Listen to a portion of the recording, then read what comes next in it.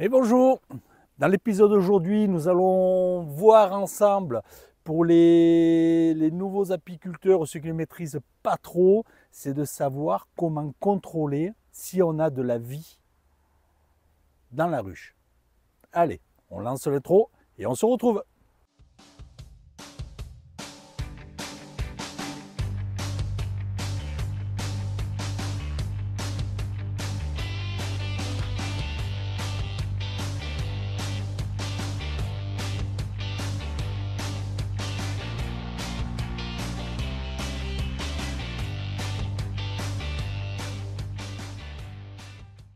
Bien sûr, le premier contrôle le plus simple, c'est quoi? C'est de regarder visuellement l'entrée des ruches, là où il y a les portes, de voir s'il y a du mouvement. Alors là, il fait 5 degrés, mais on va quand même regarder ce qui se passe devant les ruches. Mais voilà, regardez, ici 5 degrés, regardez sur cette ruche le mouvement que j'ai. Alors là, je ne me pose pas de soucis, je sais que cette ruche, elle est en vie, qu'il y a du mouvement, mais ce n'est pas le cas sur toutes les ruches. Donc il faut bien faire attention. Maintenant, je vais vous mettre devant une autre ruche où là, il n'y a pas un brin d'abeille qui rentre et qui sort. Voilà, deuxième cas de figure. Là, je suis devant une ruche et il n'y a pas de mouvement. Sur les autres, ah si, là je vois une abeille qui vient de sortir et qui vient de rentrer. Mais ça ne me dit pas ce qui se passe dedans. Est-ce que la colonie... Ça me donne pas l'impression d'avoir une ruche en pleine forme en rapport de certaines qui sont en train de faire des vols de propreté et où je vois beaucoup de mouvements. Donc, je vais regarder autrement si j'ai un signe de vie de la colonie. Donc là, je me suis mis sur le côté où on peut se mettre sur l'arrière de la ruche, où je n'ai pas vu d'activité sur la planche d'envol et où je peux me poser des questions sur la colonie. Donc là, ce que je vais faire, c'est que je vais coller mon oreille sur le bord de la ruche, je vais tapoter un coup, et logiquement, la vibration du tapotement léger devrait faire un vrombissement, les abeilles devraient faire un bruit que je vais entendre au travers du cours de ruche.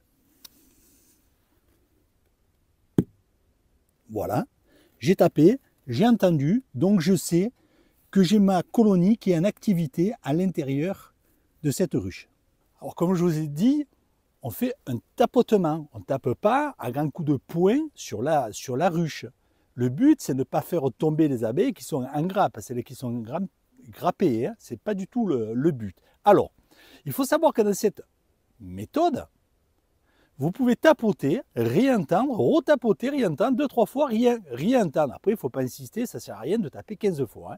Et refaire ça 2 jours après, ça ne bouge pas devant et vous n'avez toujours pas de bruit. Et au beau jour, votre ruche, vous voyez des abeilles. Ce n'est pas une science exacte, le tapotement n'est pas une science exacte parce que ça dépend de quel côté vous allez taper, de quel côté se trouve la grappe. Des fois, la vibration ne se propage pas assez pour que les abeilles fassent ce frombissement que l'on entend au travers du corps de ruche. Alors nous avons encore une autre méthode pour contrôler. Alors vous voyez que là c'est des méthodes où on n'ouvre pas les ruches. On passe, on regarde. La première chose c'est le regard et de bien analyser. Donc dans beaucoup de régions, beaucoup d'apiculteurs mettent dessous, sous le plancher, surtout sous les planchers Nico, parce que c'est le plus facile, une fermeture pendant l'hiver pour optimiser la chaleur à l'intérieur de la ruche. Alors moi, comme je vous l'ai dit dans l'épisode précédent, je le mets que lorsque les températures, pour nous, dans la région, sont froides. Donc actuellement, je l'ai. Ça fait pas longtemps que je les ai mis, mais ils y sont. Donc, je vais m'en servir pour voir ce qu'il y a sur le lange de dessous le plancher de ruche. Donc voilà mon lange qui était sous le plateau, sous la ruche. Donc qu'est-ce qu'on voit? Je vois ici des operculations très claires que je ne sais pas si vous allez voir à l'écran parce que c'est quelques jours qu'il y est. Et ici, des operculations beaucoup plus foncées. Ça veut dire que ça a été ouvert, il y a déjà beaucoup plus de jours. D'accord? Je vérifie. Je vois un varroa.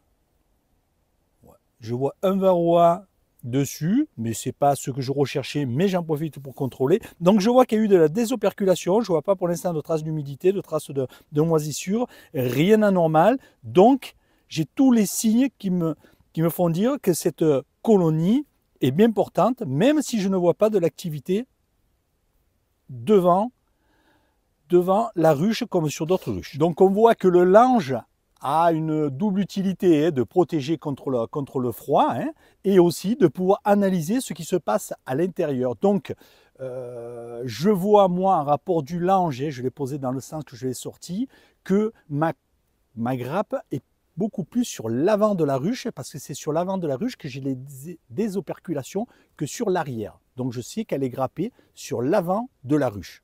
D'accord ? Je vois que les dernières operculations, elles sont, il y en a plus sur le côté gauche que mon côté droit, mais j'en ai quand même de deux côtés. Donc elle doit prendre, quand on regarde comme ça, elle prend pratiquement tout l'avant. Donc voilà ce que je peux en déduire. Donc je sais que ma colonie se porte a priori bien. Une autre méthode, mais là qui est beaucoup plus intrusive, que je vous déconseille de faire, mais je vais quand même vous la montrer, je vais le faire très rapidement, donc je ne vais pas m'éterniser quand je vais le faire pour vous expliquer, je refermerai et on en discutera après.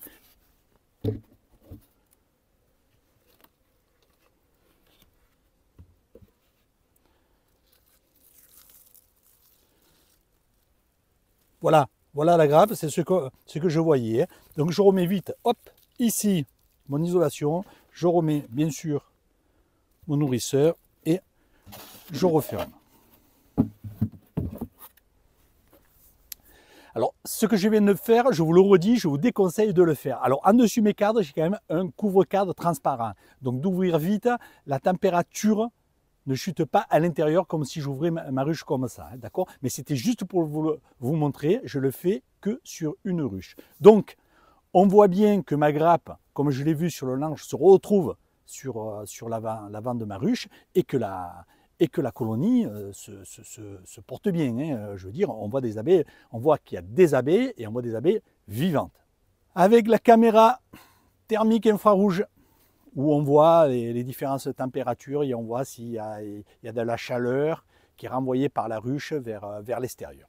Alors, je vous avais dit, je ne vous fais pas encore un bilan, pour l'instant ça marche, mais je veux approfondir, je veux être sûr de ne pas vous raconter entre guillemets de bêtises, même si dans ce que je vais vous dire, il passera des bêtises, parce que je ne suis pas un technicien aussi là-dessus.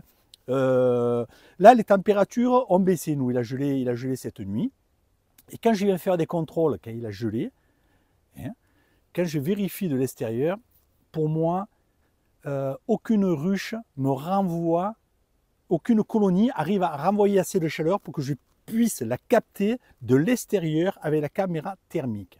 Alors ça vient d'un certain niveau de température. Alors je ne sais pas où il se situe. Si dans la nuit il fait -1, -2, -3 et qu'après je n'arrive pas à récupérer, je ne sais pas. Ceux qui ont des caméras, qui ont des températures négatives et qui n'arrivent pas à enregistrer de chaleur, ou enregistrer de la chaleur, que ça leur envoie de la chaleur, qui me le mettent en commentaire. C'est peut-être moi qu'il faut que je change certains paramètres sur ma caméra infrarouge thermique, ou alors, c'est comme ça veut dire que les parois de la ruche se refroidissent trop pour envoyer de la chaleur. Alors nous, on a eu des températures froides avec un Mistral entre 80 et suivant des journées 100 km/h.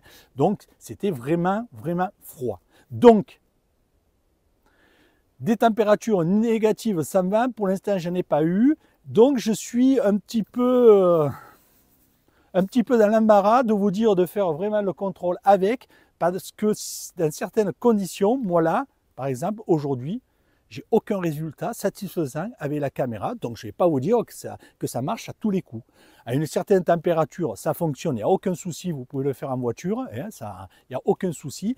Mes températures aux alentours de 0, là, pour moi, ça ne fonctionne pas. Donc, est-ce que c'est une erreur de mes paramètres à moi, ou c'est le système qui est comme ça? Mais écoutez, j'attends là-dessus, parce que je sais que certains abonnés en ont, qui m'en ont parlé, qui ont fait des tests, ils m'ont envoyé des photos, etc., de savoir si eux ont le même problème que moi ou pas. Et après, vous pourrez vous faire votre votre propre conclusion sur ce type de matériel pour contrôler. Donc c'est pour ça que dans le contrôle que j'ai fait aujourd'hui, je le mets quand même entre parenthèses, parce que là ça montre quand même, pour moi actuellement, que ce n'est pas fiable. Donc maintenant je vais vous montrer qu'avec le pistolet thermique, en soulevant le toit et en regardant par-dessus le nourrisseur, je peux contrôler si la colonie est en vie, les températures que je retrouve pour savoir où elle est la grappe. Donc voilà, hop, je soulève le toit, je vérifie. Donc là, il n'y a pas de souci, j'ai la température. Je vois que ici sur le devant, je suis à 11,3 degrés. Et je vois bien que ma grappe, elle est positionnée sur le devant droit de la ruche.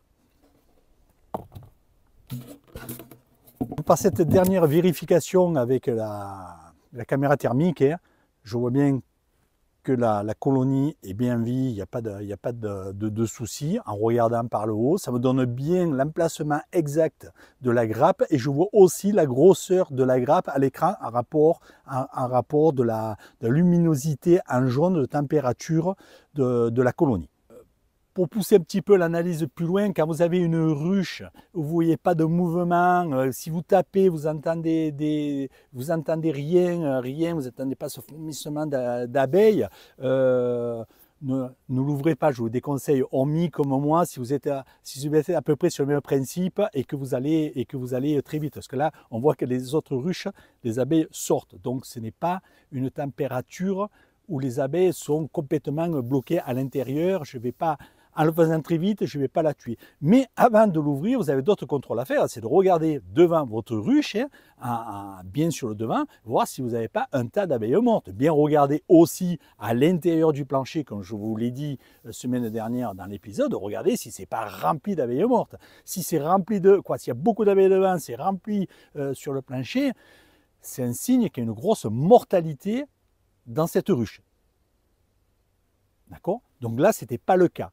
Mais écoutez, je pense qu'avec ces petits contrôles, ça vous permettra peut-être de vous rassurer sur certaines colonies que vous ne savez pas, que vous avez des doutes, ou quand on est nouveaux apiculteurs, c'est vrai qu'on a envie de savoir si sa ruche ou ses ruches sont toujours en vie. Alors, moi, je fais quand même partie de ces gens-là. J'ai d'autres collègues pros qui, eux, c'est quand ils vont ouvrir en février ou mars qu'ils vont voir ce qui est mort ou pas mort. Moi, j'ai besoin de voir s'il y a du mouvement, de savoir si c'est mort, d'anticiper, etc. Donc après, ça c'est en fonction de la personne et ça ne changera pas le résultat final de le savoir un mois avant ou un mois après si une colonie elle est morte. Donc voilà. Donc voilà les petits contrôles que je pouvais donner, les petites astuces pour contrôler si votre ruche, votre colonie est toujours en vie. Écoutez, merci d'avoir regardé cet épisode et puis je vous donne rendez-vous pour un prochain épisode. Allez, ciao ciao, bonne semaine.